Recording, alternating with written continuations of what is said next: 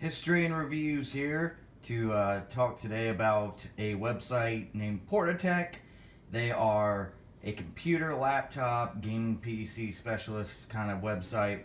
I saw a great deal on an i7, I think 8700K. I'll put a screenshot up here on that way you can have the specifics with a motherboard.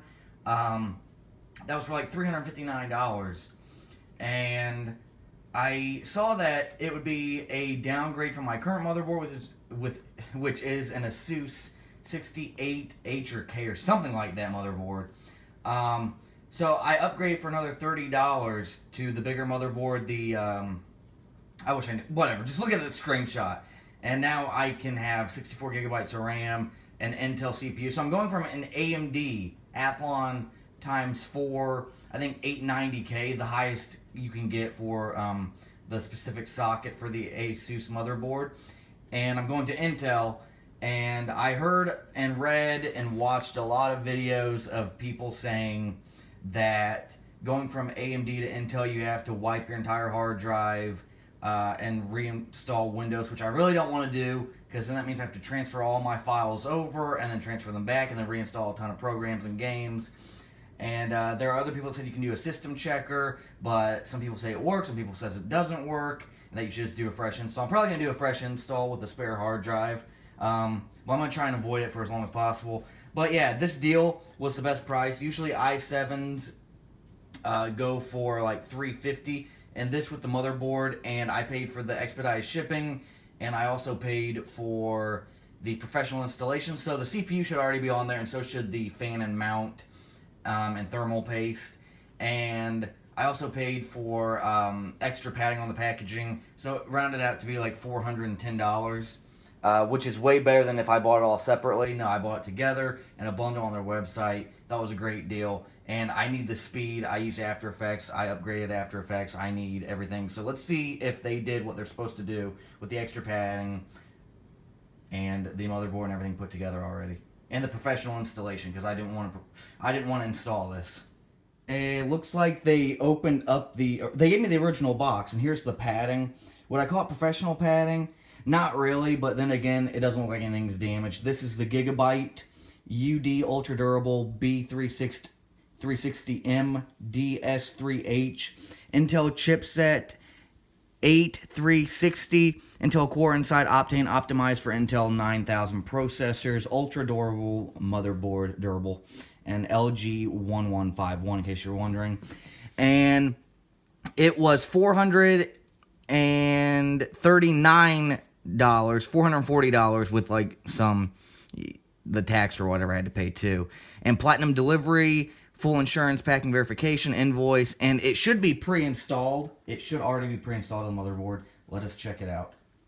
Yes, they did the installation for me. The fan is actually bigger than I thought it would be. I got the basic fan. I didn't get the advanced. I got the one that came just by default with it. And they installed it.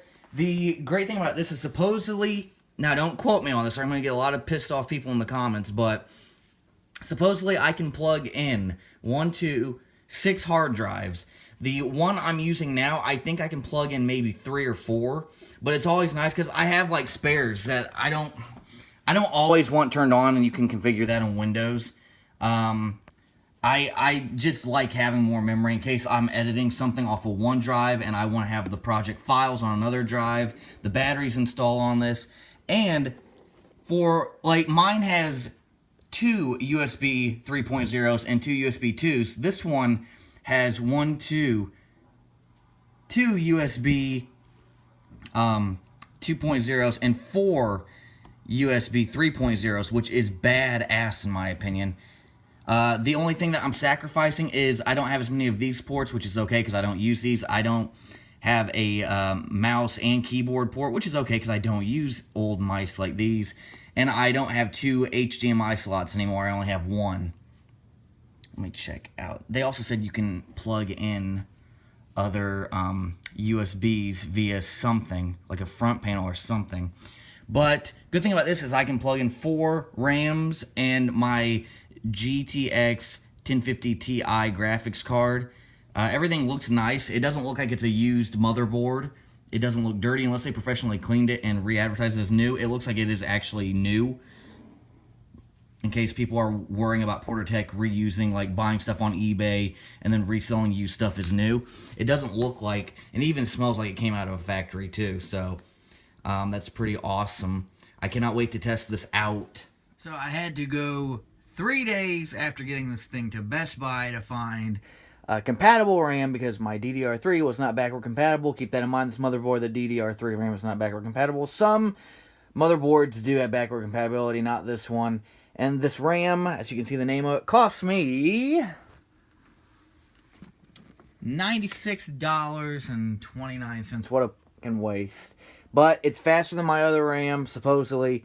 And, well, yeah, my other RAM was 1600 or 1660 millihertz. This one's 2400, which is supposed to be a lot faster. Still 16 gigabytes. That's what it looks like. Inside, it's hard to see. I don't have, my light's not too bright, but it is a bitch with all these wires. It's plugged in, everything's set up. And I'm going to turn my power supply on. Turn the computer on. Light turned on. Other light turned on. Gigabyte. Insist. Which, here's Boot Camp. Or Boot Manager. Starting it up. Gigabyte. Now, usually with my other motherboard, early on, it just loaded straight. Like, you see the Asus logo for a split second, and then it loads straight to the login. Or sometimes, like, later on, right before I removed the old motherboard, it would boot straight to the login. And no, I don't have any SSDs. I have 7,200 RPM hard drives because I don't like SSDs. You can't recover data from them as easily as you can a hard drive when they fail. Sometimes you can't recover data at all because there are no moving parts that you can replace. And see, it's not that long. People are like, oh, my computer takes 2 minutes to load up with a hard drive and 30 seconds with an SSD. It's like, yeah. There we go. Okay, let's do some video tests. I have the difference with this computer now with this motherboard is I actually have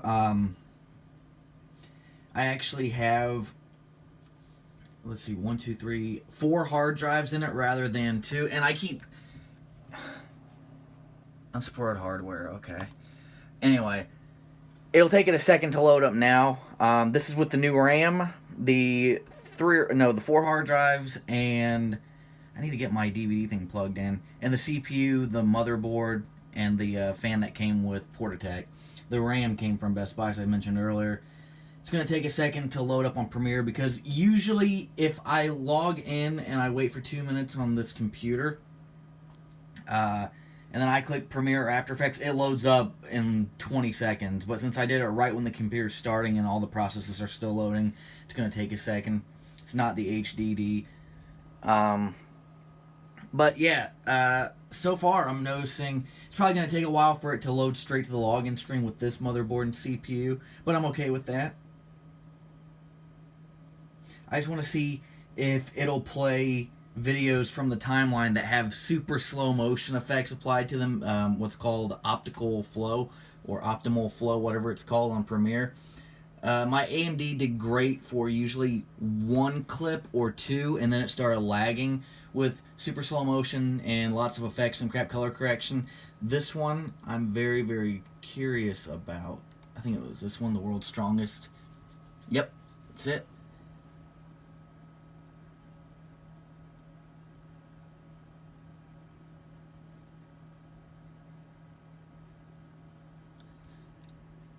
And there it is again, unsupported hardware. How do I get that to go away? That's annoying.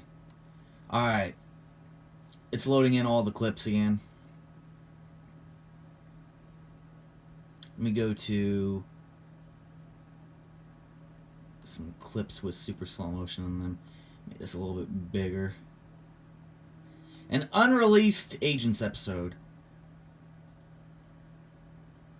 So far, no lag. There's the effect 1. Super slow motion just kicked in. Another effect. That's 3 effects in 1 clip.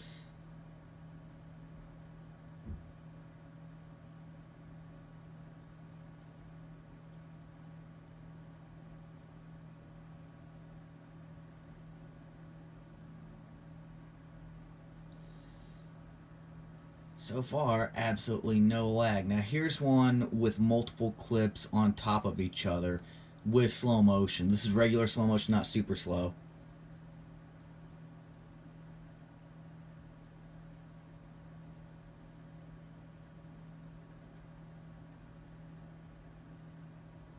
That had sound effects. There's the intro with title, color correction, white fade ins and fade outs, moving text. And I'm actually really shocked. This is really good so far. Let me move into this. Let's do a super slow motion at 1% and see how it runs this in a different project. I shouldn't have done that. So video editing with the Intel, I'm noticing a difference, a huge difference, princess. I think I actually had one pre-saved from the other motherboard just so I could do a comparison. Get ready for the people that said don't hate on. Yep, I did this one. Let me see, go to speed right there with optical flaws right the first time, 1%. And to give it a little heavy burden, let me add some color correction to this so people don't say, well, super slow motion's not that hard. It is. It's really hard on CPU. 2 of these, day for nights for each clip, especially the super slow motion clip. It's going to need that. And that'll really show the power of this. 1, 2. And then we'll do a render into out. Render effects into out. Should actually be no, you're supposed to render the effect into out. Sequence, render effects into out. You're not, what are you doing, Premiere? You're supposed to have that little thing pop up. How render into it. There we go. Look at that. Now here's the slow motion clip. The first clip was really short. That is way faster. That's like 1% every 3 seconds. The AMD one, God, it wasn't slow. Like there are slower. It was a quad core. But this is way faster. My AMD would choke every few seconds. This one's just consistently going up. So I'm going to try in a second. 1, 2, 3, 4, 5. So it's every 5 seconds now it's going up 1%. Which really isn't that long, all things considered, at least not to me.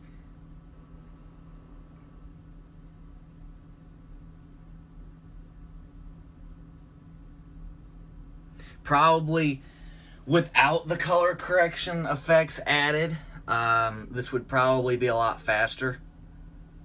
And we'll do a test with that afterward. Estimated time left is 1 minute.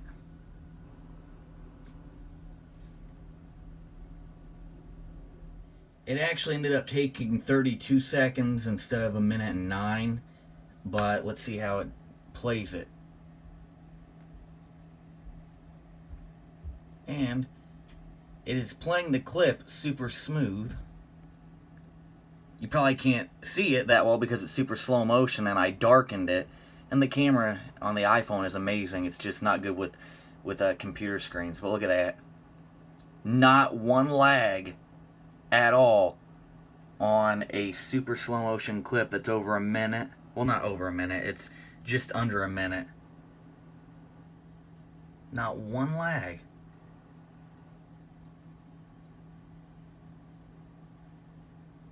And on that AMD CPU, it lagged a whole bunch and goes right back. Boom. Right back. And he's hurt. Cut.